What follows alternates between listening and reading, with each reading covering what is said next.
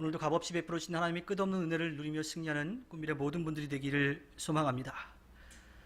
우리가 3주 전부터 하나님은 이러한 분이시다, 예수님은 이러한 분이시다, 또 성령님은 이러한 분이시다 라고 하는 이야기를 나눴습니다. 오늘은 우리 인간, 우리는 어떠한 존재인지 한번 좀 이야기를 나누려고 합니다. 사람은 어떻게 창조가 되었을까요? 성경은 사람이 만들어진 이야기를 두 가지로 우리들에게 들려줍니다. 하나는 창세기 2장 7절에 나오는 말씀이에요.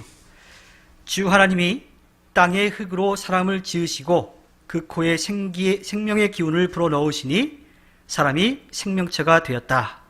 우리가 영과 육이라고 하는 것으로 만들어졌다라고 하는 것을 우리에게 들려주고 있습니다. 이 영이라고 하는 것은 우리 눈에 보이지 않지만 분명히 존재하는 거죠. 하나님도 우리 눈에는 가시광선 통해서 보이진 않지만 분명히 살아계신 분, 그래서 하나님은 영이시다라고 이야기를 합니다. 그런데 그 하나님의 영을 우리에게 부어주셨다라고 하는 거예요. 거룩한 모습, 또 이 하나님의 그런 형상을 따라서 우리들에게 주신 것, 그래서 굉장히 중요한 거고, 우리가 영적인 존재라고 하는 것을 분명하게 기억을 해야 합니다. 또 하나님께 직접 우리의 몸을 만드셨다라고 이야기를 하고 있어요. 우리는 이 세 가지 영, 혼, 육이라고 하는 것으로 이제 만들어졌다라고 이야기를 하는데, 성경에서는 혼에 대한 이야기는 이제 빠져 있지만 영과 육에 대해서 이야기합니다. 그러니까 이 육체라고 하는 것도, 우리의 몸도 하나님께서 만들어 주셨다라고 하는 거예요. 그러니까 우리의 몸도 굉장히 중요하다라고 하는 거예요. 그런데 어떤 경우에는 영만 중요하고 육체는 중요하지 않다라고 잘못 생각하는 경우들이 있습니다. 그래서 이 세상에서 살아가는 것은 어떻게 살아가든 상관없다, 영만 거룩하면 된다라고 하는 잘못된 가르침을 가졌던 이들도 있죠. 그들이 바로 2세기, 3세기에 있었던 영지주의자들입니다. 그들은 두 가지 잘못을 하는데요. 하나는 자신들만이 특별한 지식, 그 지식을 가지고 하나님에 대해서 알 수 있다라고 이야기를 했어요. 또 그 지식이 있으면 육적으로 아무리 타락한다 하더라도 영은 타락하지 않는다, 이렇게 이야기를 했습니다. 그런데 그렇지가 않아요. 하나님은 분명하게 우리에게 영을 부어주셨지만 우리의 육체도 하나님이 만드셨다라고 하는 거예요. 즉 우리가 이 세상에서 살아갈 때에 우리의 몸도 굉장히 소중하게 여겨야 된다라고 하는 겁니다. 근데 그 잘못된 가르침 때문에 육체적인 것을 죄악시하기도 하고요, 또 멀리하기도 하고 거부하기도 하고 영적인 것만 추구하는 경우들이 있습니다. 절대로 그래서는 안 돼요. 우리가 살아가는 이 삶의 자리 환경도 다 하나님께서 우리들에게 선물로 주신 거예요. 그러니까 이곳에서 우리가 지켜야 될 것들, 또 우리가 살아내야 될 것들도 모두 지키며 살아가야 된다고 하는 것을 이야기합니다.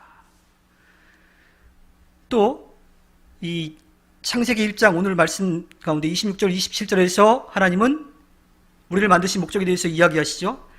하나님이 말씀하시기를 우리가 우리의 형상을 따라서 우리의 모양대로 사람을 만들자. 그리고 그가 바다의 고기와 공중의 새와 땅 위에 사는 온갖 들짐승과 땅 위를 기어다니는 모든 길짐승을 다스리게 하자 하시고, 하나님이 당신의 형상대로 사람을 창조하셨으니 곧 하나님의 형상대로 사람을 창조하셨다. 하나님이 그들을 남자와 여자로 창조하셨다. 하나님의 형상대로 우리를 만드셨다라고 이야기를 하고 있습니다. 그러니까 우리는 하나님의 형상을 닮은 존귀한 존재라고 하는 거예요. 성 어거스틴은 하나님께서 사람에게 주신 이성과 자유의지를 사람과 짐승을 구별해주는 하나님의 형상이라고 보았습니다.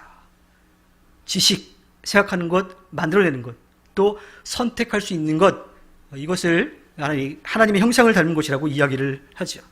종교개혁자인 루터와 칼뱅은 에베소서 4장 24절의 말씀, 하나님의 형상을 따라 참 의로움과 참 거룩함으로 지으심을 받은 새 사람을 입으십시오라고 하는 말씀, 또 골로새서 3장 10절에 새 사람을 입으십시오.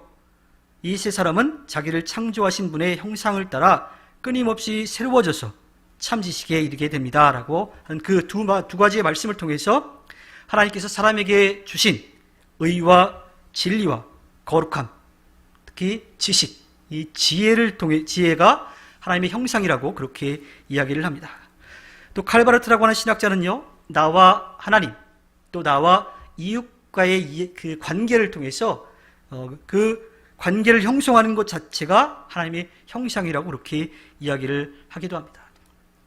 어거스틴이라든지 또 종교개혁자들, 또 칼바르트라고 하는 신학자들이 이렇게 하나님의 형상에 대해서 이야기를 하는데 가장 중요한 것은 우리가 하나님을 닮았다라고 하는 거예요.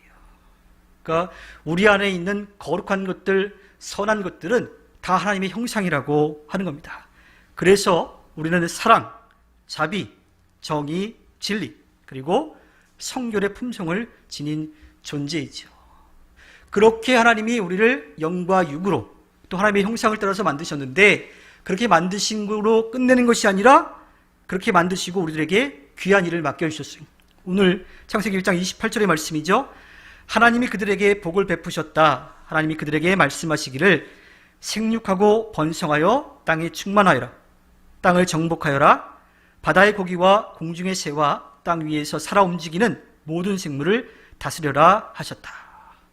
그렇게 하나님의 형상을 따라서 영과 육으로 만들어졌고 하나님과의 그런 관계를 유지하면서 하나님이 우리들에게 맡기신 귀한 일들이 있다라고 하는 거예요.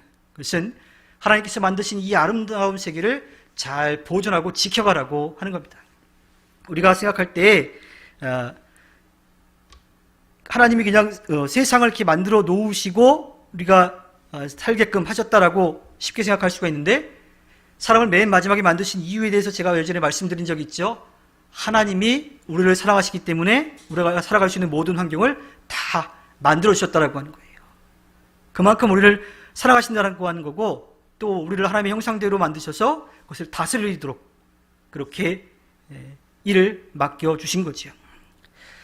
근데 그렇게 하나님의 형상을 따라 지음을 받았는데 우리 안에 이 죄라고 하는 것이 꿈틀대기 시작합니다.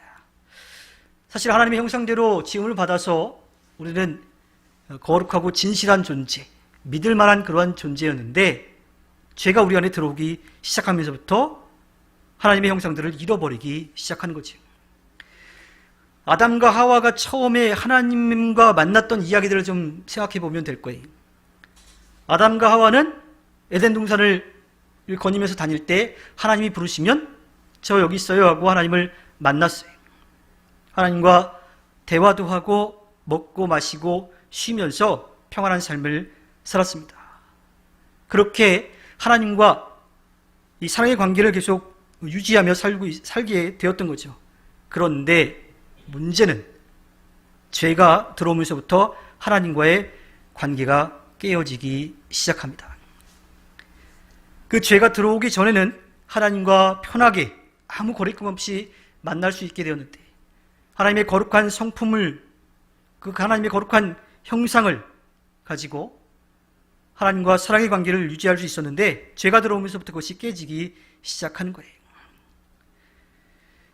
그 죄가 들어오면서부터 하나님과의 관계가 깨어지는데 하나님과의 관계만 깨어지는 것이 아니라 사람과 사람 사이의 관계도 깨졌어요. 그리고 하나님이 만들어 놓으신 잘 다스리라고 하신 그 자연 세계와도 관계가 깨어져 버리고 말았던 거죠. 존 웨슬리와 칼뱅은 사람이 만들어진 목적에 대해서 하나님을 알고 하나님께 영광을 돌리도록 하기 위해서라고 이야기를 합니다. 하나님께 영광을 돌린다라고 하는 것, 우리가 뭔가 대단한 일을 해가지고 하나님이 영광을 받으시는 그런 것을 이야기하지 않습니다.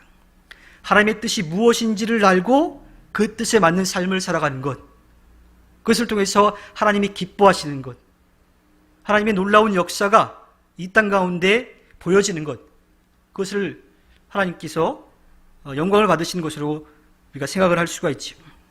즉 하나님이 어떠한 분이신지 알고 그분의 말씀을 듣고 그 말씀대로 살아가서 하나님의 뜻이 이 땅 가운데 이루어지는 것, 그것이 바로 하나님께 영광을 돌리는 거예요. 그런데 죄가 들어옴으로 인해서 그것이 다 깨어져 버리고 만 거죠. 그 깨어진 상황들을 좀 생각해 보면 하나님께서 우리들에게 자유의지를 주셨기 때문이라고 볼 수가 있어요. 근데 때문이라고 해서 하나님이 잘못했다라고 하는 이야기는 아닙니다. 하나님께서 우리들에게 주신 귀한 능력 가운데 하나, 또 우리를 인격적으로 대하셔서 우리를 존중해 주셔서 또 하나님의 형상을 따라서 우리에게 주신 것이 바로 자유의지라고 하는 거예요. 자유의지를 쉽게 이야기하면 선택할 수 있는 권리를 주신 거예요. 하나님을 따라가느냐 아니면 하나님을 떠나가느냐 선택할 수 있는 거예요. 그렇지 않으면 AI와 다를 게 없어요. 그냥 인공지능이에요. 시키는 것만 하는 그런 로봇 같은 존재가 될 수밖에 없는 거예요. 그런데 하나님의 형상을 따라서 우리를 만드셨기 때문에 우리들에게 만들어내는 힘도 주셨고 또 선택할 수 있는 기회도 주신 겁니다. 즉 사람은 본질적으로 하나님의 형상을 따라서 의롭고 거룩하게 지음을 받았는데 선택할 수 있는 권리 때문에 죄의 유혹에 넘어갈 수도 있다고 하는 거예요. 창세기 3장 1절부터 7절에 나오는 아담과 하와가 하나님의 말씀을 지키지 않은 이야기들을 좀 생각해 볼 수 있을 겁니다. 그때 그들은 하나님 말씀하신 대로 그 선과 악을 알게 하는 나무를 먹지 말았어야 돼요.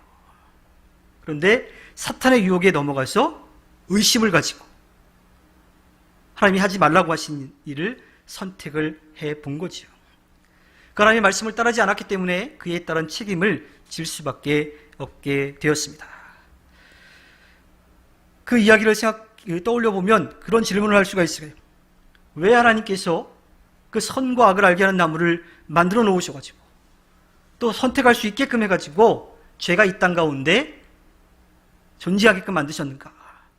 만약에 하나님께서 우리에게 선택할 수 있는 의지를 주시지 않았다라면, 선과 악을 알게 하는 그 나무를 에덴 동산 가운데 놓지 않으셨더라면 우리가 죄를 짓지도 않았을 것이고 하나님이 굳이 이 땅에 내려오실 이유도 없었다라고 하는 거예요. 예수님이 십자가에 못 박히실 이유도 없었을 거라고 그런 생각을, 그런 질문을 던져볼 수도 있을 겁니다. 그런데 핵심은요, 하나님이 왜 그렇게 하셔가지고 이런 문제가 발생했느냐가 아니라 하나님께서 우리들에게 하나님의 형상을 따라서 선택할 수 있는 기회를, 그렇게 우리를 존중해 주셨다라고 하는 것, 그것을 우리가 생각해 보아야만 합니다. 아담과 하와는 자신들에게 주어진 특권, 그것을 잘못 이용한 거예요. 하나님과 같아지려고 하는 욕심이 그들이 하나님의 형상을 잃어버리게끔 만들어 놓은 거죠. 하나님이 잘못하신 것이 아니라 아담과 하와로 대표되는 우리가 잘못했기 때문에 죄가 우리 안에 뿌리내리게 된 겁니다. 하나님의 형상대로 지음을 받았지만 하나님을 떠나는 일을 하게 되면 그에 따른 책임을 피할 수가 없습니다. 죄를 지은 사람들은요, 수치심이라고 하는 게 생깁니다. 누군가가 나의 잘못한 것을 알고 있더라고 하면 굉장히 창피할 거예요. 제가 예전에 이 안산에서 학교를 다닐 때 아주 가끔씩은 차로 이 안산에서 서대문까지 가는 경우가 있었는데, 그때 이 사당으로 들어와서 동작대교를 건너가지고서 서대문으로 이제 갔었습니다. 그런데 이 동작대교를 건너려면 그 동작대교를 타는 고가를 올라가지 않고 그걸 또 고가를 타면 이것이 현충원 쪽으로 가게 되고 밑으로 가서 좌회전해서 받아야지 올라가야지만 동작대교를 탈 수가 있는 거예요. 그런데 그 차도 많고 신호도 걸리기도 하니까 많은 차들이 그냥 고가를 타고 가다가 차선을 바꿔서 동작대교를 건너갔습니다. 저도 그렇게 이제 건너가는데 사실은 실선이어서 차선을 변경하면 안 돼. 근데 이제 좀 빠르게 가려고 그렇게 선택을 해서 가는 거죠. 차를 가지고 딱 고가를 넘으면서 차선을 변경을 딱 했는데 앞에 경찰이 서 있는 거예요. 그리고 그렇게 차선을 변경한 차들을 막 잡기 시작했습니다. 나도 이제 걸렸구나 그러는데 그냥 보내더라고요. 그냥 왜 보냈는지 잘 모르겠어요. 앞에 큰 트럭이 갔는데 그 트럭 때문에 제가 안 보였는지 아니면 너무 많이 잡혀가지고 그냥 보냈는지 잘 모르겠는데 하여튼 그냥 왔어요. 근데 그 경찰을 보는 순간부터 서대문까지 오는 그 내에 심장이 귀에서 막 뛰는 거예요. 막 두근두근. 잘못을 했으니까. 그러면서 들었던 생각이, 교통법규도 뭐 작은 건 아니죠. 어찌됐든 이런 거 잘못 하나만 해도 이렇게 경찰만 봐도 겁이 나는데 큰 잘못을 하는 사람들은 도대체 어떨까 하는 그런 생각을 좀 해본 적이 있었습니다. 사람들은 아주 작은 잘못이라도 하게 되면 수치심이라고 하는 것이 생기게 됩니다. 아담과 하와는 하나님이 하지 말라고 하신 그 일을 했어요. 그때 그들의 마음속에 수치심이라고 하는 게 생겼습니다. 자신들이 잘못됐다는 것도 알게 되었고 또 자신들이 벌거벗었다는 것도 알게 된 거예요. 그래서 하나님의 낯을 피해서 숨었습니다. 하나님이 찾지 못하실 분도 아닌데 숨어버렸어요. 하나님께서 아담아 네가 어디 있느냐? 라고 물으실 때에 수치심 때문에 숨어있다가 이야기하죠. 조용히 아마 속삭이듯이 이야기했을 거예요. 들릴 때는 맞듯 얘기했을 거예요. 저 여기 있습니다. 너 왜 거기 숨었냐? 그랬더니 자기가 잘못한 걸 이야기하죠. 물론 자기가 잘못됐다는 이야기보다도 하나님이 만들어준 이 여자 때문에 이렇게 됐다. 하와도 뭐라고 이야기해요? 하나님이 만드신 뱀 때문에 이렇게 됐다 하고 수치심은 느꼈지만 진정으로 죄를 회개하는 뉘우치는 그런 모습은 보이지 않았던 겁니다. 하나님의 형상을대로 만들어져서 하나님과 언제나 함께 편하게 만나고 또 동산을 거니고 했던 아담과 하와는 죄로 인해서 수치심 때문에 숨을 수밖에 없었던 거예요. 하나님과의 사랑의 관계가 깨어져 버렸습니다. 그리고 사람과 사람 사이의 관계도 깨어졌죠. 하나님이 만드신 다른 자연세계와도 그 관계가 깨어져 버리고 만 거예요. 사랑의 관계가 깨어져서 사랑과 감사 대신에 공포와 두려움이 또 적개심이 하나님과 사람 사이에 놓이게 되었어요. 그래서 하나님께로부터 도망가려는 마음이 생기게 된 거죠. 하나님, 다른 사람, 그리고 창조물과의 관계가 깨어진 사람은 하나님의 형상을 잃어버릴 수밖에 없습니다. 물론 하나님의 형상을 잃어버렸다라고 해서 우리 안에 하나님의 형상이 완전히 사라져버렸느냐? 그렇지는 않습니다. 하나님의 형상이 분명히 남아있어요. 그런데 아주 많은 부분에 하나님의 형상이 사라져버리고 만 거지요. 사람에게 주어진 하나님의 형상 가운데 많은 부분이 손상되었다라고 하는 것을 뜻합니다. 즉 아담과 하와로 상징되는 사람들의 잘못된 선택 때문에 우리 안에 채워주신 하나님의 형상이 사라져버리고 만 거지요. 하나님과 사람 사이가 깨어지니까 사람과 사람 사이에도 깨어지고 사람과 또 자연세계의 관계도 깨어져요. 그래서 사랑의 관계가 깨어지니까 하나님께서 부탁하신 또 명령하신 그렇게 살아가라고 하신 이 세상을 다스리는 통치권마저도 잃어버리게 된 겁니다. 그리고 죄의 노예가 되어버리고 만 거죠. 에베소서 2장 10절에 보면 우리는 하나님의 작품입니다. 선한 일을 하게 하시려고 하나님께서 그리스도 예수 안에서 우리를 만드셨습니다. 하나님께서 이렇게 미리 준비한 것은 우리가 선한 일을 하며 살아가게 하시려는 것입니다. 에베소서 4장 22절 24절에 여러분은 지난날의 생활 방식대로 허망한 육정을 따라 살다가 썩어 없어질 그 옛사람을 벗어버리고 마음의 영을 새롭게 하여 하나님의 형상을 따라 참 의로움과 참 거룩함으로 지으심을 받은 새 사람을 입으십시오. 골로새서 3장 9절과 10절에 서로 거짓말을 하지 마십시오. 여러분은 옛사람을 그 행실과 함께 벗어버리고 새 사람을 입으십시오. 이 새 사람은 자기를 창조하신 분의 형상을 따라 끊임없이 새로워져서 참 지식에 이르게 됩니다. 하나님의 형상을 따라 만드시고 이 땅의 모든 것들을 잘 다스리라고 그렇게 귀한 일도 맡겨주셨는데 하나님을 선택하지 않고 자신의 욕심을 선택했다가 하나님과의 관계가 멀어지게 됐어요. 누가 잘못해서 멀어진 거예요? 사람이 잘못해서 멀어졌어요. 그러면 이거를 회복하려고 그러면 누가 잘못했다고 빌어야 돼요? 용서를 빌어야 돼요. 잘못한 사람이 빌어야 되는데 하나님이 먼저 용서받을 수 있는 길을 열어주신 거예요. 새 사람을 입을 수 있게끔 그 이전에 잘못됐던 곳에서 다시 새 사람이 되어서 하나님과의 관계를, 사람과 사람과의 관계를, 또 이 자연세계와의 관계를 회복할 수 있는 길을 열어주신 거죠. 그것이 바로 사람이 되신 예수 그리스도이십니다.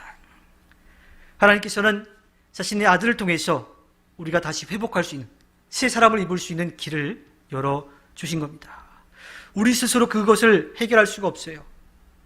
우리에게 자유의지라고 하는 것, 선택할 수 있는 그런 기회는 있지만 우리 스스로 회복할 수 있는 기회는 없는 거죠. 내 안에 사라져버린, 죄악으로 인해서 사라져버린 하나님의 형상을 다시 회복시킬 수 있는 것은 하나님밖에 할 수가 없는 거예요. 그리고 하나님이 그 일을 이루시기 위해서 이 땅에 인간의 모습으로 오신 거지요. 사람은 본래 하나님의 형상대로 지음을 받아서 하나님의 뜻을 이루며 하나님 앞에 영광 돌리는 삶을 살아야 되는데 벗어나게 된 거예요. 그리고 그 책임을 계속해서 하나님에게, 내 이웃에게, 또 하나님이 우리들이 살아갈 수 있도록 만들어주신 그 자연세계의 피조물에게 그 책임을 떠넘기는 그러한 모습을 가졌던 거지요. 이것을 회복할 수 있는 일은 예수 그리스도밖에 없는 겁니다. 하나님이 그 일을 하나님 편에서 먼저 우리들에게 손을 내밀어 주신 겁니다. 아담 안에서 잃어버린 하나님의 형상을 그리스도 안에서 회복하심으로써 우리가 한없는 하나님의 사랑을 다시 받을 수 있게 된 거지요. 예루살렘에 가면 예수님의 무덤이라고 하는 자리가 있습니다. 역사적으로는 사실은 그 자리가 예수님의 무덤이라고 보지는 않는데요. 왜냐하면 성 안에 무덤이 있으니까. 우리나라도 마찬가지지만 성 안에 무덤을 쓰는 경우가 없어요. 다 성 밖에 조금 좀 거룩하지 않다고 좀 그곳을 좀 불경스러운 곳으로 무덤을 좀 만드는 경우가 있죠. 그러니까 성 밖에 무덤이 있어야 되는데 지금 예수님의 무덤이라고 하는 것은 그 예루살렘 성 안에 이렇게 있게 됩니다. 뭐 위치가 중요하진 않습니다. 분명히 예수님은 인간의 모습으로 오셨고 이 땅에서 십자가에 못 박혀 돌아가셨고 그 육체를 장례한 것으로 분명하게 맞으니까요. 그런데 그런 전설이 내려와요. 예수님이 십자가에 못 박혀 돌아가신 그 자리, 그 골고다라고 하는 곳 아래가 아담의 무덤이다라고 이야기합니다. 이 무엇을 뜻하는 걸까요? 상징적으로 예수님의 보혈은 우리의 모든 죄, 그 모든 죄를 용서해 줄 수 있는 유일한 길이기 때문에 처음 죄를 지은 아담의 죄부터 용서해 주시는 분이라고 하는 그런 상징적인 의미로 예수님의 무덤이 아니라 예수님이 십자가에 못 박혀 돌아가셨다는 그 골고다 아래가 아담의 무덤이라고 하는 그런 이야기를 합니다. 굉장히 의미 있는 이야기입니다. 우리가 하나님의 형상을 잃어버렸는데 하나님이 그 형상을 다 회복시켜 주는 거예요. 그리고 그렇게 하나님의 형상을 다시 회복하게 되면 하나님과의 관계가 다시 회복이 돼요. 사람과 사람과의 관계가 회복이 됩니다. 하나님이 만드신, 우리를 위해 만들어주신 그 다른 이 사람이 아닌 모든 세계와 다시 그 관계를 회복할 수 있다라고 하는 겁니다. 우리가 바로 그런 존재라고 하는 거예요. 죄를 지어서 하나님 앞에 벌을 받는 일을 경험하긴 했지만 다시 회복할 수 있는 기회도 하나님이 주셨어요. 그리고 우리는 그 새 사람을 입어서 다시 회복해야만 합니다. 하나님께서는 그것을 원하시는 거예요. 그리고 하나님의 역사와 섭리 가운데 새롭게 하시는 구원의 역사가 분명히 들어있었던 거예요. 뭐 잘못 생각하면 우리가 죄를 지을 걸 알면서도 그렇게 하셨다라고 생각할 수 있는데 절대로 그건 아니고요. 잘못 선택해서 죄를 지을 수도 있으니까 그것을 회복하시는 것까지도 하나님이 역사하시고 계획하시고 섭리하셨다라고 하는 겁니다. 우리의 존재를 다시 한번 좀 생각해 보았으면 좋겠습니다. 하나님의 형상을 따라 만드셨다라고 하는 것, 하나님이 직접 지어주셨다라고 하는 것, 또 생명을 부어주셔서 우리가 살아갈 수 있게끔 하셨다라고 하는 것, 그 하나님의 형상을 잃어버려서 벌을 받을 수밖에 없는 상황에 있었는데 다시 회복시킬 수 있는 길도 하나님께서 열어주셨다라고 하는 것, 하나님께서 우리들에게 원하시는 것은 잃어버린 하나님의 형상을 다시 회복하는 거예요. 그래서 하나님이 기뻐하시는 일, 하나님의 뜻을 헤아리고 그 뜻대로 살아가서 이 땅에 하나님의 나라를 넓혀가는 것을 하나님이 원하신다라고 하는 겁니다. 이제 우리의 존재는 분명해졌어요. 우리가 찬양의 고백을 들었던 것처럼 예배하는 자가 되는 거예요. 예배한다고 해서 뭐 시간, 장소 딱 정해져가지고 어떤 형식에 따라서 예배하는 것을 이야기하지 않습니다. 하나님이 어떠한 분이신지를 우리가 아는 거예요. 그리고 그분의 이름을 높이는 거고요. 그분의 말씀을 듣고 깨닫는 거예요. 또 그분 앞에 모든 것을 겸손한 마음으로 맡기며 기도하는 거예요. 그리고 맡겨진 사명을 감당하는 것. 그것이 우리의 존재 이유인 겁니다. 자녀들이 매일 걱정, 근심거리만 되면 어떻게? 볼 때마다 맨날 걱정돼. 답답하고 안타깝기만 하면 어떻게? 그 자녀를 보면서 정말 자랑할 만하다, 뿌듯하다, 쟤만 보면 너무 기쁘다라고 하는 그런 마음이 들어야 될 거 아니에요? 우리가 하나님 앞에 그런 모습이 되어야 되는 거예요. 우리가 원하는 것이 하나님의 기쁨이 되어야 된다고 하는 이야기입니다. 우리의 존재 이유를 분명하게 알고 하나님의 뜻을 이루가 하나님 앞에 기쁨을 드리는 꿈미래 모든 분들이 되기를 주님의 이름으로 부탁드립니다.